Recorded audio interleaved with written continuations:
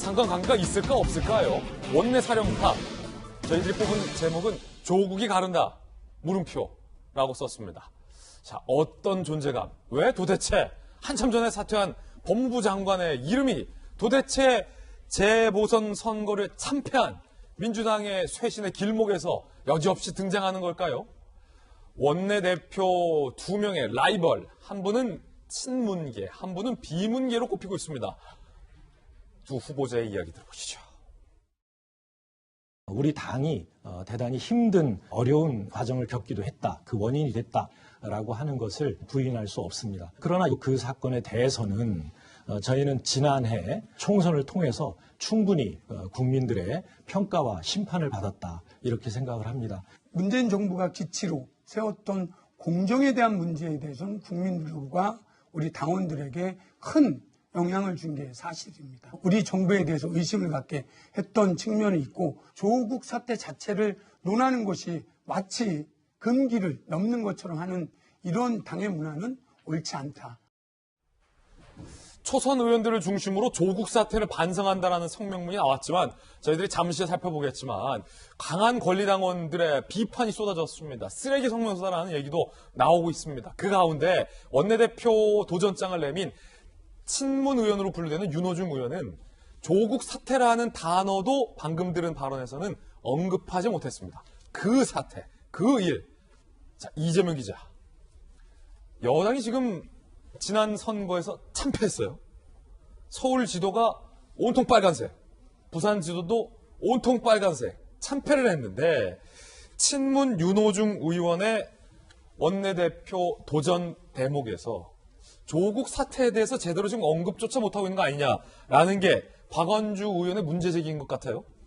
그렇게 볼 수 있고 지금 윤호중 의원은 이미 지난 총선, 그러니까 2020년 지난해 총선에서 평가가 끝났다. 그 얘기는 이제 당시에 여당이 압승을 했기 때문에 그렇기 때문에 조국 사태에 대한 평가가 끝났다. 이렇게 지금 본인은 진단을 하고 있는 거죠. 그런데 거꾸로 만약에 박근혜 전 대통령 탄핵에 대한 평가가 2017 대선에서 끝났다라고 만약 국민의힘이 주장한다면 과연 민주당 거기에 동의할 것인지에 대한 이제 질문을 할 수 있는 거죠.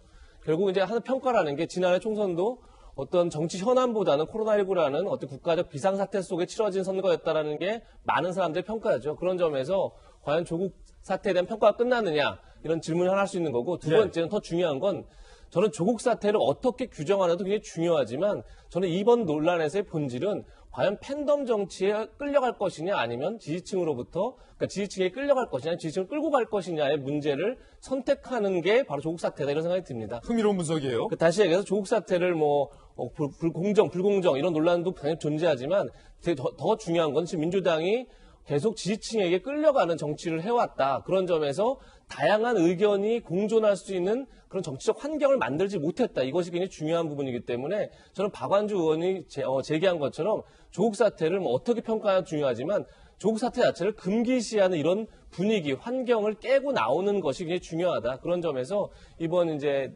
내일 모레죠. 원내대표 선거가 치러질 텐데 이 선거에 앞서서 그런 분위기를 깨자 이런 노력들이 굉장히 필요한 게 아닌가 이런 생각이 듭니다. 그렇군요. 이재명 기자, 오랫동안 국회 반장을 했잖아요. 많은 정부들의 또 많은 여당과 야당을 다 취재해 보셨잖아요. 지금 윤호중 의원이 조금 전 발언에서 그 일, 그 사태라고 얘기해요. 그래서 박완주 의원은 아니 도대체 민주당에서 조국 사태를 얘기하는 것조차 금기시 되는 게 말이 되느냐라고 말을 하는데 민주당에서 지금 조국 사태가 금기시 되는 일이 역대 취재를 해보셨으니까 정상적인 겁니까? 조금 전에 얘기한 것처럼 지금 민주당의 가장 큰 문제는 민주당 내에 다양한 의견, 다양한 여론이 공존하고 있지 않다는 데 문제가 있는 거죠. 그런 점에서 이제 금기시하는 것을 이제 깨나가는 게 중요한데 그중 가장 대표적인 게 바로 조국 전 장관 사태인 거죠. 그런데 이제 초선 의원들이 그 문제를 정면으로 제기를 했죠. 조국 전 사태가, 그러니까 조국 전 장관 자체가 검찰 개혁의 대명사로 알고 그래서 지지를 했는데 오히려 그러다 보니까 검찰 개혁에 공감대를 잃었다라고 초선 의원들이 그렇게 규정을 했습니다. 그러고 나서 굉장히 강성 지지층에 의해서 사실상 초선 의원들이 오히려 적이다, 나가라, 이런 굉장히 험한 얘기를 듣게 되고 사실 그런 어떻게 보면 강성 지지층들의 누군 그런 에너지를 표현했지만 그런 공격들에 사실은 의원들이 오히려 굴복하는 일들이 굉장히 반복돼 왔었죠. 그런 점에서 그런 분위기를 깨는 게 되게 이제 중요한 과제로 남아있다 이렇게 봐야 될 것 같고 저는 이런 생각이 듭니다. 근데 이제 초선 의원들이 그렇게 했더니 재선 의원 또 이제 삼선 의원들이 어제 모였지만 점점점 조국 얘기를 하지 않게 됐죠. 예. 그러니까 이조종 의원도 이제 조국 전 장관 사태를 그냥 그 사건이라고 표현한 것도 얘기를 꺼내면 바로 공격을 당하는 이런 악수야 되고 있는데 그런 것들을 깨주는 게 오히려 중진들이고 지도부의 역할인데 오히려 거꾸로 가고 있는 거죠. 저는 그런 점에서 물론 초재선 의원들이 나서서 어떤 쇄신운동, 정풍운동을 하는 것도 중요하지만 그런 운동이 성공하는데 가장 중요한 건 그런 여건을 중진들이나 지도부가 만들어줄 수 있느냐 거기에 달려있다. 그래서 과연 이제 지금 연내 지도부가 앞으로 구성이 되면 그 지도부가 해야 할 일이 바로 그런 게 아닌가 싶습니다.